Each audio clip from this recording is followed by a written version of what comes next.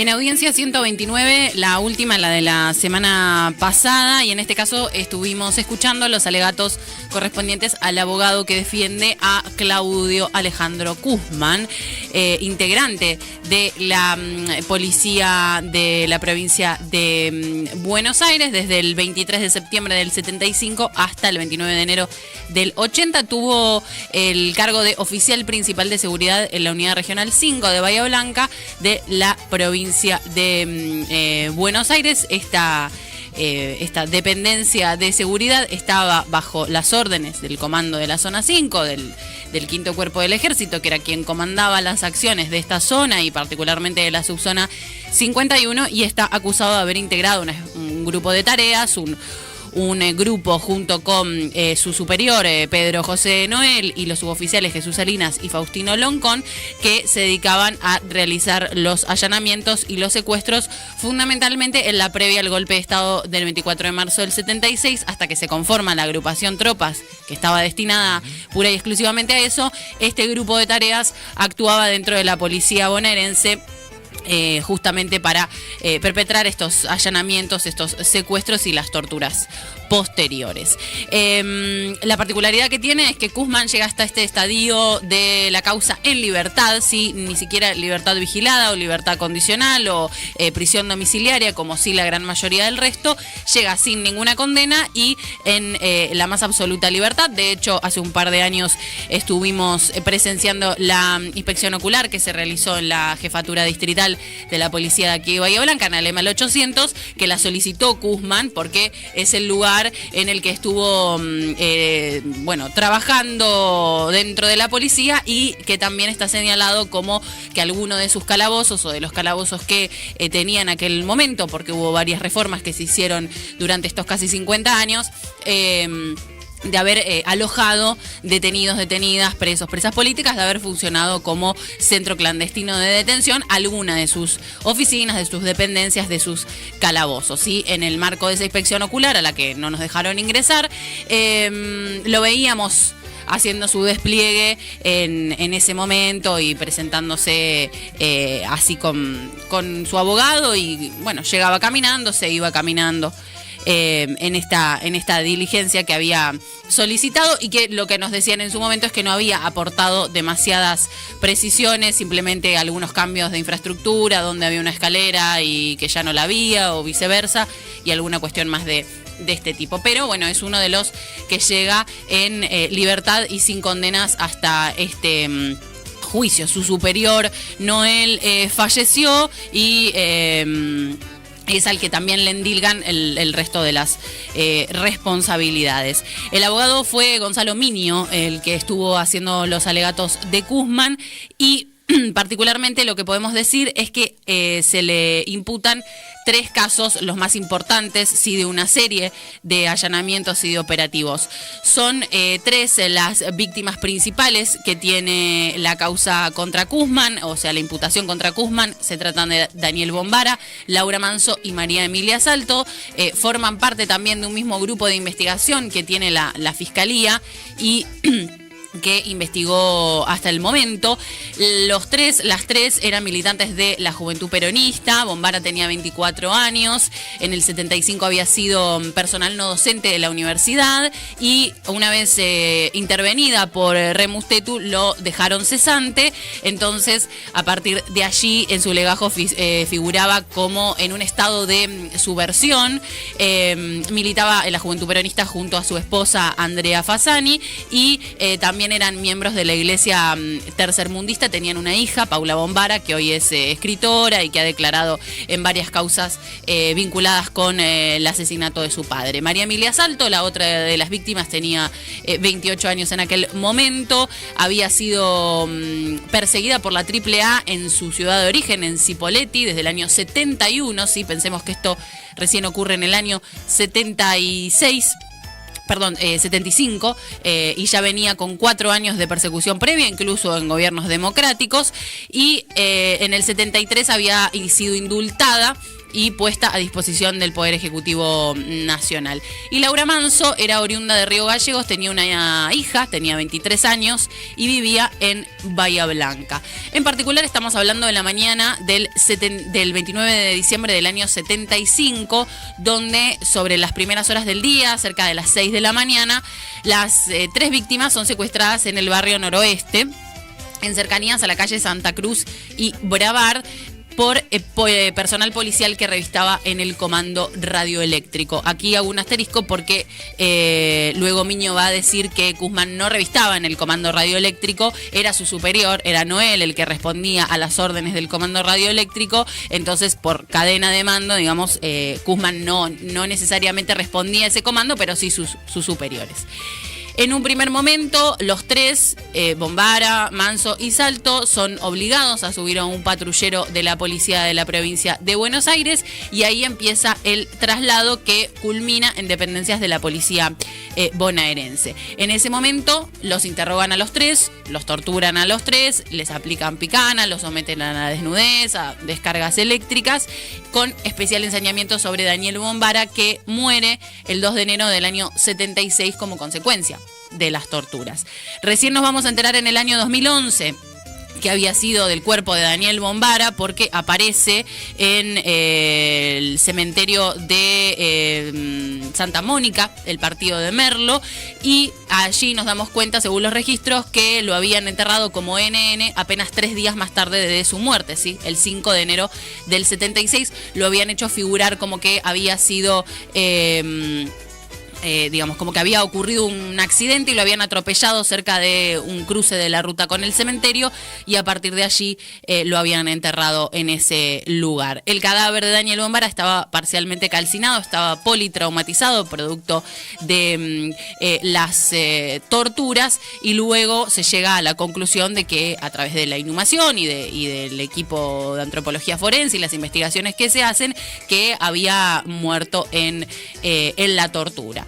Por su parte, Laura Manso y María Emilia Salto lograron sobrevivir a esas torturas, que después vamos a escuchar las declaraciones también de otros testigos vinculados a esto, y Laura Manso es quien identifica por los apellidos a este grupo de tareas en el que accionaba Guzmán. Lo que hace Laura es contarle a su mamá, Catalina, a través de una carta que aparece muchos años después, porque la nieta de Catalina, la hija de Laura, la recupera a través de haberla encontrado en un cajón perdida y la presenta a la justicia. Ni siquiera es Laura, ni siquiera es Catalina, que declara también en esta causa en el año 2006, si mal no recuerdo, las que mencionan esa carta, ¿no? También hago un asterisco acá porque va a ser otra de los cuestionamientos de la defensa en relación a la aparición de Guzmán posteriormente. Lo que dicen es que, bueno, ambas víctimas se pudieron declarar una vez terminado, obviamente, esta etapa de terrorismo de Estado e iniciada la democracia. Declararon que luego de haber pasado por la jefatura de la policía, son trasladadas a la unidad penitenciaria número 4, la cárcel de Villa Floresta, y recién ahí sí pueden tomar contacto con sus familiares.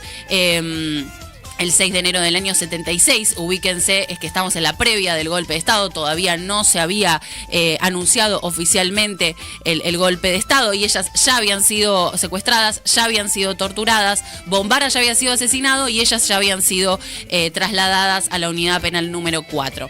Ahí se ponen en contacto con su familia y transcurren en estos calabozos hasta el 25 de febrero del año 76, donde son trasladadas en avión hasta la cárcel de Olmos. Siguen recibiendo tratos violentos, siguen estando encarceladas, digamos, por fuera de la población común, y en el año 76, posterior al golpe de Estado, las vuelven a trasladar a Villa Devoto. Después son recién puestas a disposición del Poder Ejecutivo Nacional en el año 81, ¿sí? Entonces, María Emilia Salto tiene 10 años de persecución, ¿sí? Desde el 71, con un montón de idas y vueltas hasta el 81, que la dejan en libertad, y Laura Manso desde el año 75 hasta el año 81, ¿sí? 6 años de persecución política y de torturas y de allanamientos y tormentos, e incluso, bueno, la privación ilegal de la libertad.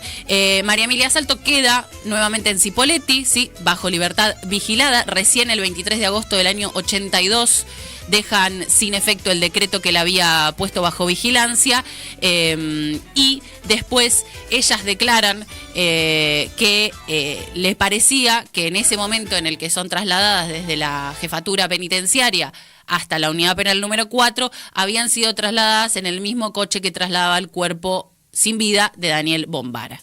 Eso es lo que relatan varias de ellas con el diario del lunes, con la información que obtuvieron en relación a la muerte de Daniel.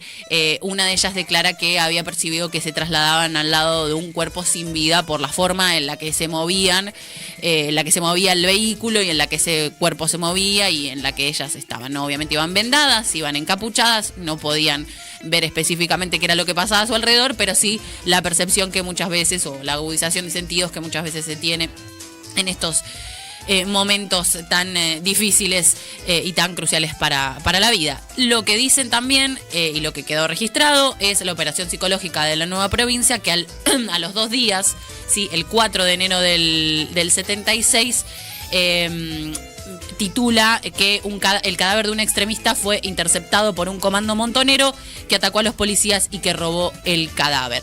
Y después lo que quieren hacer pasar, ¿sí? Lo que quieren hacer, digamos, pasar como la muerte o como digamos, lo que sucedió con el cadáver de Bombara, es que se arroja del vehículo en movimiento cuando era trasladado, y producto de esos golpes y de haberse tirado de ese vehículo es que queda, digamos, que fallece, ¿no? Todas cuestiones que después, obviamente, 40 y pico de años más tarde, en el 2011, o 30 y pico de años más tarde, con el conocimiento y la restitución del cadáver de Bombara, bueno, quedaron obviamente sin efecto y sin ningún tipo de digamos, sustento a nivel causa.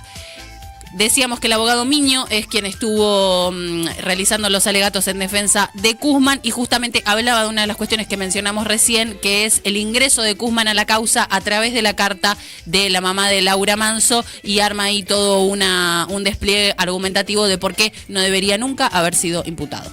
De todo ese material probatorio y de todo lo probado en la causa González Chipón, no hay un solo elemento, ni siquiera en carácter indiciario, que ligue tan siquiera a Guzmán con estos hechos. La única prueba por la cual Guzmán aparece imputado por estos hechos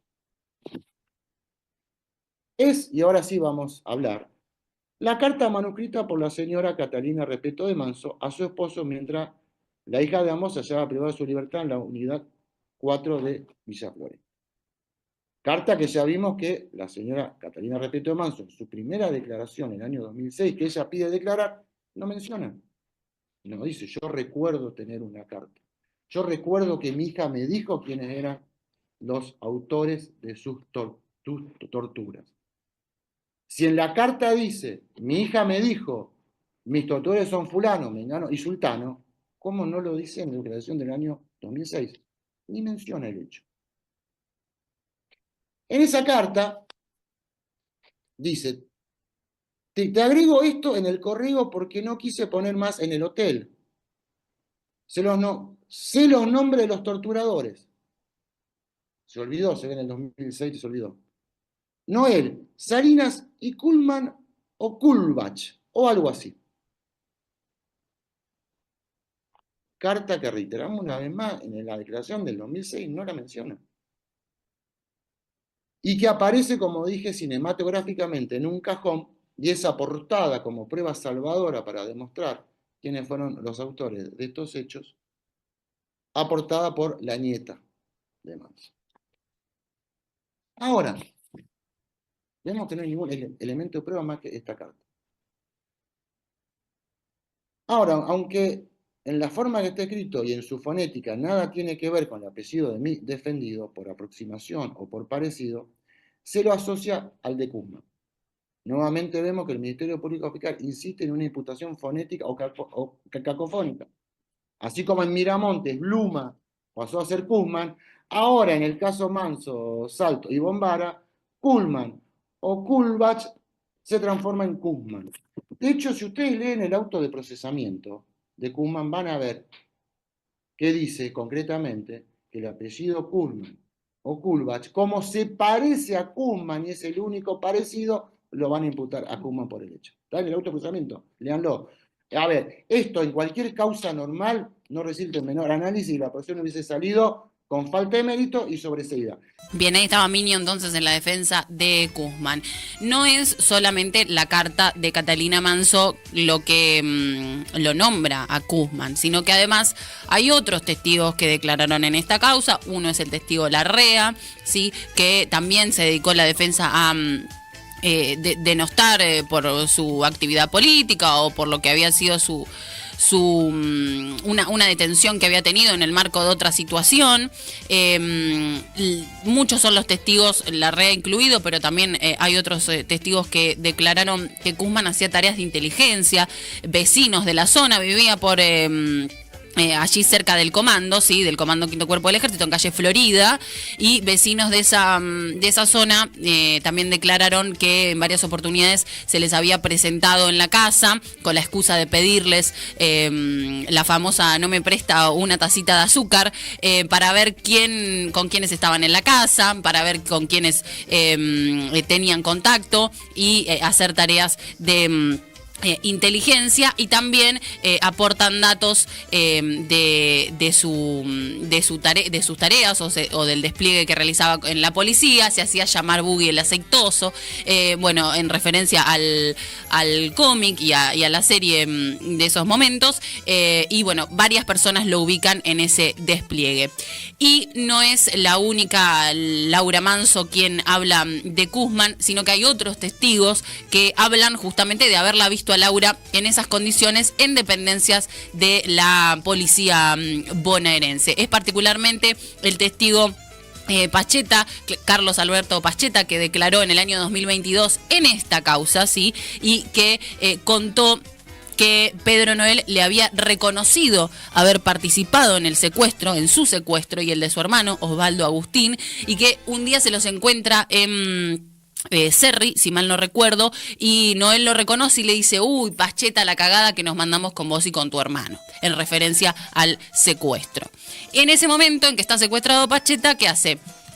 Mira alrededor de su celda, y en una de esas veces que podía como tener un poquitito más de atención o estar un poco más alerta porque no había gente circulando, porque estaban ocupados en otras cuestiones, ve que hay mujeres, ¿no? La fiscalía le pregunta en este fragmento que vamos a escuchar de su declaración si en esa comisaría había visto la presencia de mujeres, y presten atención a lo que responde en relación a Laura Manso. Señor Pacheta, ¿advirtió la presencia de mujeres en este lugar, en esta comisaría? Sí, había por lo menos una chica que decían que era correo de los montoneros, y que después nos enteramos que era la hija de un arquitecto que era del sur, de Comodoro, de Río Gallegos.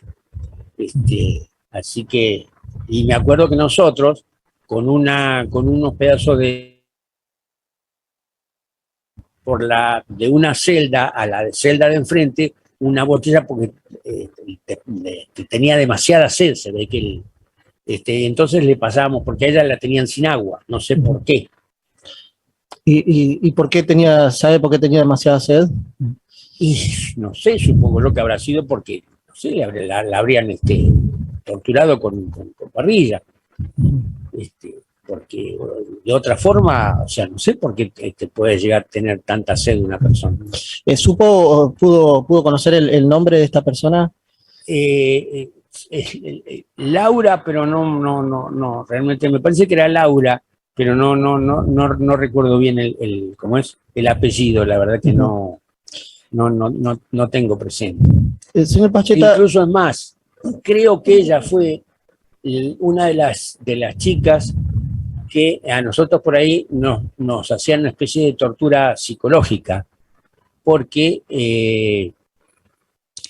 le hicieron el famoso cepo de campaña que se hacía ahí, que era, le ataban las manos, se las ponían delante de las rodillas y le pasaban un palo por acá, así entonces quedaba, y la ponían entre dos escritorios. Entonces, ¿qué pasa? El cuerpo, eso quedaba con la parte de la cola para arriba. Entonces, con una bombilla, le metían la bombilla en la vagina y le daban maquinaria. A nosotros nos hacían mirar, y entonces nos golpeaban. Entonces, dice, no sos capaz de defenderla, dice, ¿qué clase de guacho sos? Bueno, cosas, ¿no?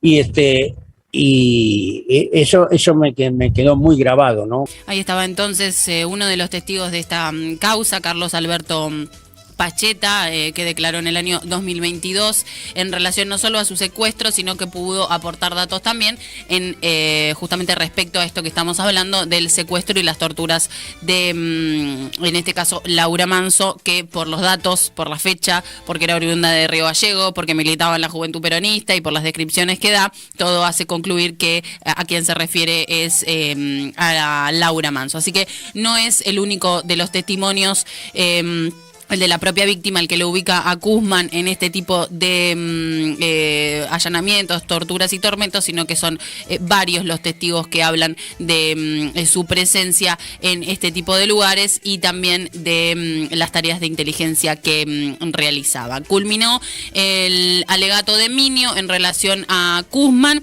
Nos quedan aproximadamente la mitad de los imputados, si no saqué mal la cuenta. Igualmente vamos a consultar con la Secretaría del Tribunal para ir más o menos calculando cuándo podríamos estar promediando el final de esto. Iba a arriesgar una fecha, pero no la voy a decir por las dudas, porque siempre me equivoco. Lo que sí podemos decir es que estamos haciendo estas transmisiones con la retaguardia, transmisiones que retomamos el 8 de mayo, con lo que va a ser la audiencia 130 de la mega causa Zona 5. Este mes tenemos el 8, el 15, el 22 y el 29, son todos jueves y arrancan a las 9:30 de la mañana en el canal de YouTube FM de La Calle TV junto con la retaguardia.